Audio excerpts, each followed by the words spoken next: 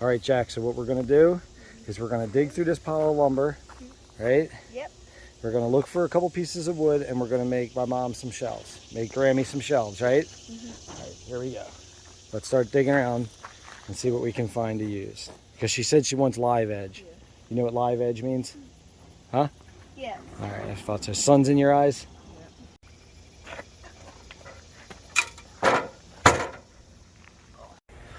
So at the moment, I don't have a shop set up, unfortunately.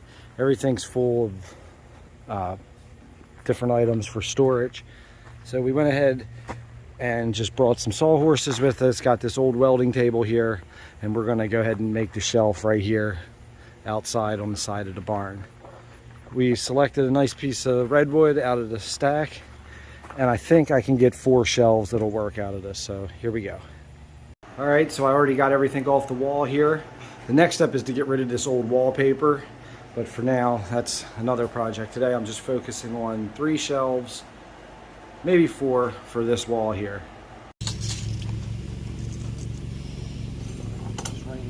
Yeah, I hope they aren't. So we're gonna make the shelves 38 inches long. It's kind of hard to use a speed square, but this is just giving me a rough idea where I'm gonna cut it. 38 inches right there. All right, Jack, you're good. Go ahead, bud. I have everything marked out. Got my big circular saw, the saw squash, and I'm gonna rip them down with that.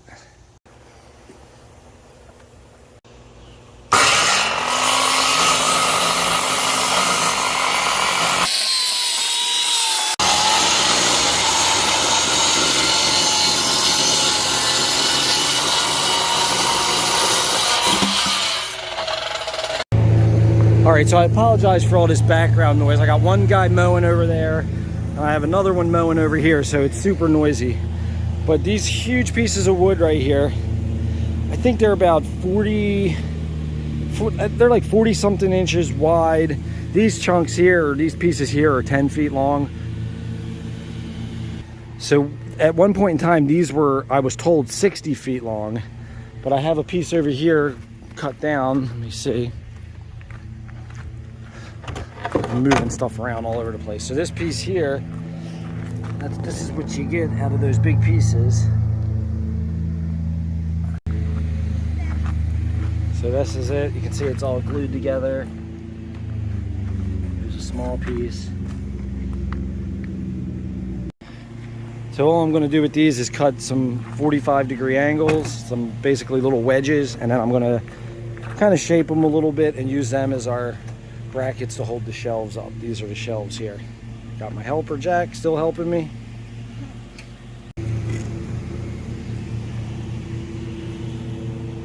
So you can kind of see what I'm talking about here. I got 1 shelf, 2 shelf, 3 shelves worth of brackets.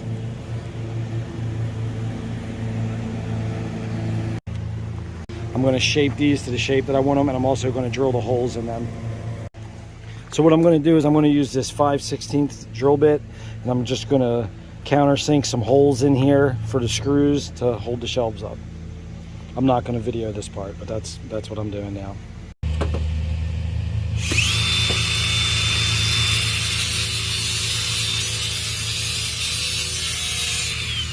I'm really just chamfering the edges with this. I'm just going to hit all the hard, sharp corners and make them like a nice smooth chamfer.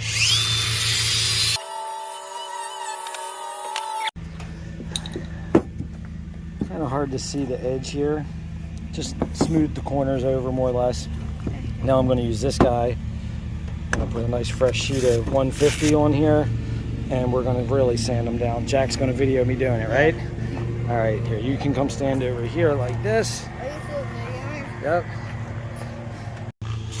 Really hard to use this sander one-handed. Normally I would have like a jaw horse or a woodworking vise I would have this in, but since I'm doing it ghetto style outside, I'm just going to improvise and do the best I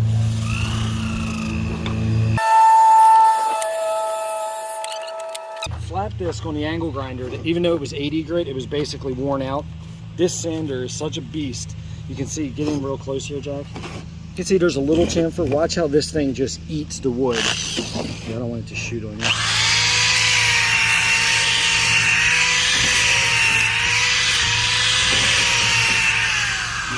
Oh, look at that nice edge. It actually put a much nicer edge than the angle grinder did. So here we go. We can stop.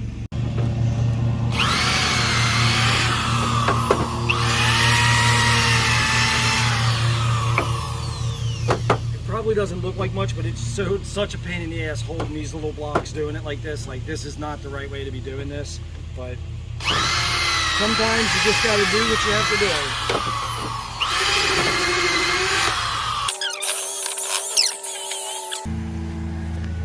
So these are all done. Now I'm going to move on and actually sand the shelves themselves.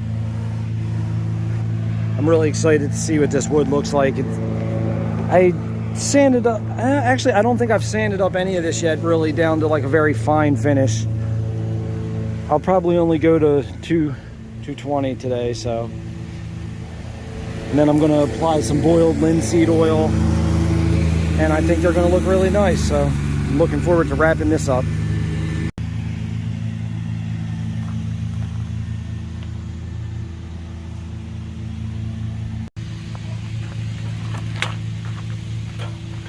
See it? Yep. This is going to be drastic.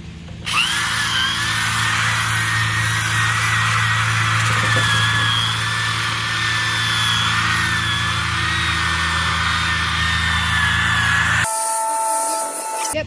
All right. So I love these sawhorses. Colleen bought me these a couple years ago.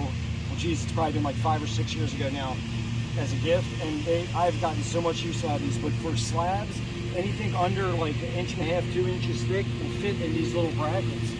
And for like sanding this live edge, Jack, you can come over here and take a look at the live edge. I'm going to get a fresh sheet of sandpaper. That makes it so nice when I don't have a vise. I can just put it right in there to sand it right down. These edges and this redwood is really turning out to be quite beautiful though. Right, I just sand it.